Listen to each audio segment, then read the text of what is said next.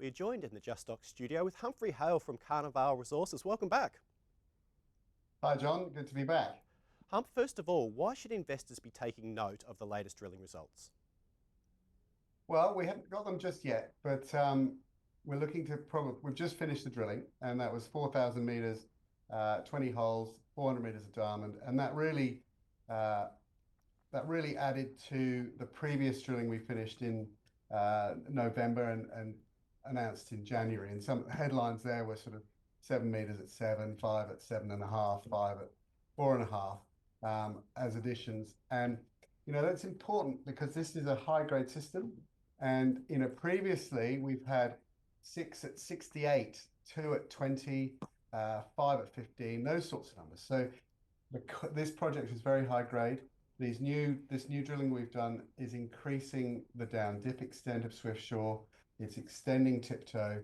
So it's adding resources to the previous resource estimate that we did in 2024. So in about a month's time, these results will come out. We're pleased with the drilling, and we hit the structure well. So moving forward. Well, touching on use flow, Humphrey, what's the timeline to an updated resource estimate? It's fairly swift in that we will need to get the results back. We'll need to do a bit of wireframing around those results, but we know where the structure is. The targeting works. It's not something that's come out of left field. So that update wireframe shouldn't be too long. And then I'd say 2 or 3 weeks after getting the results, we should be able to have a look at an updated resource and get that into the market. And then following that, we're looking to update our scoping study.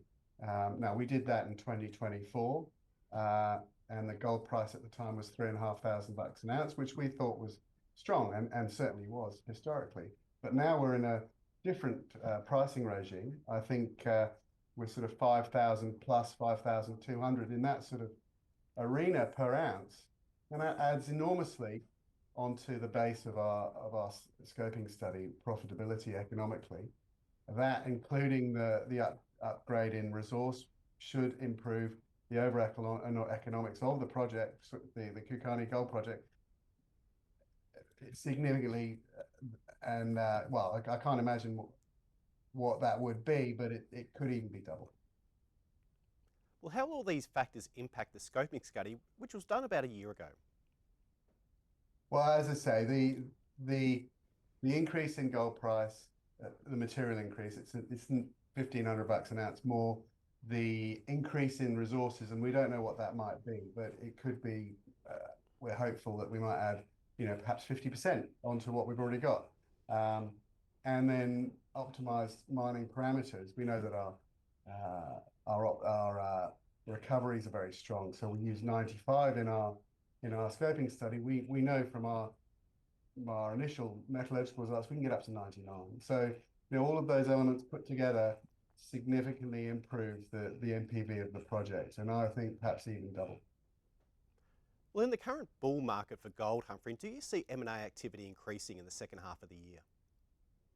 I think M&A activity has been very strong over the whole last 12 months, or maybe even more, and it's changed in character, I guess, with the medium miners making lots of money, the big guys doing deals. You see De Grey swallowed up for $6 billion. I mean, that's sensational, and that increased by $1 billion during the process of the takeover. So wow, that's made a lot of people quite wealthy. But in the smaller end where we sit, we started off the projects and the exploration plan that we would build an asset and grow ounces, and that we would be taken over by someone like Genesis or Brightstar, someone like that, and they would just come in and take us out. Well, that's changed now.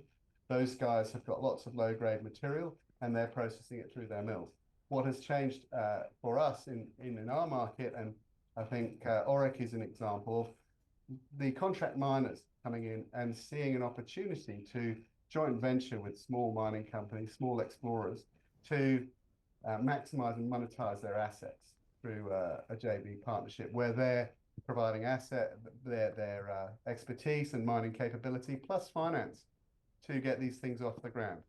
Because I guess without building a mill, the hurdle into getting these into production is tens of millions of dollars, not hundreds of millions of dollars. And this is something that can be done when joint venturing with mining contractors. Finally, what is the valuation proposition of the company? Well, a very hard one to say at the moment. Currently, we're a market cap of about $20 million, and that's sort of a 0.5 of a cent. And we were trading as low as 0.3 of a cent not too long ago. So we're very pleased where we're at.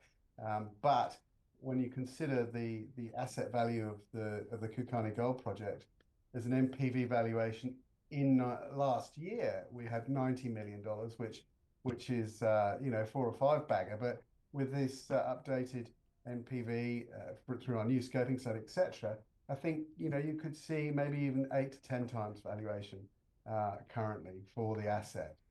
So it's quite compelling in that way.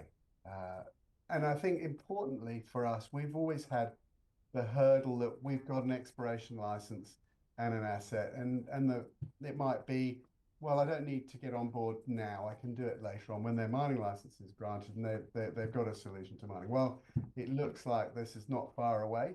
Our mining license has been applied for. We're in the stages of negotiating heritage. Once that's done, we'll be granted mining license, and then with the updated scoping study and perhaps even joining up with a mining contractor, that could be our path to production quite soon.